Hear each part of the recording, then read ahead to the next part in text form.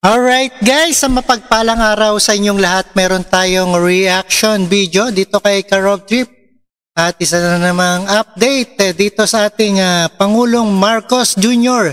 Hindi nakadalo sa UN General Assembly sa New York, USA, DFA. Bakit kaya hindi nakadalo si Pangulong Ferdinand Marcos Jr. sa 78th session ng United Nations General Assembly na gaganapin sa Estados Unidos?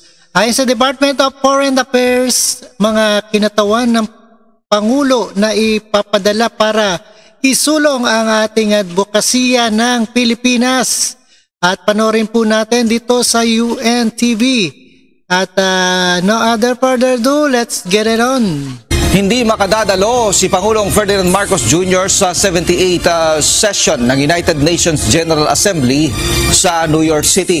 Ayon kay Foreign Affairs Secretary Enrique Manalo, isang delegasyon na lang na kanyang pangungunahan ang kakatawan sa Pangulo sa naturang pulong. Kasama dito sina Environment Secretary Maria Antonia Yulo Lozaga, Health Secretary Teddy Herbosa at National Economic Development Authority Undersecretary Rosemary Edillon.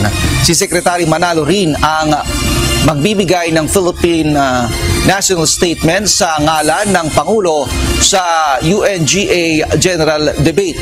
Iahayag niya rito ang mga advokasya ng bansa patungkol sa pagrespeto sa rule of law at climate change.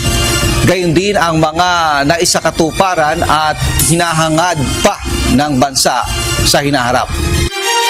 Alright. Ayan, napakinggan natin ang ating UNTV. Maraming salamat and peace out.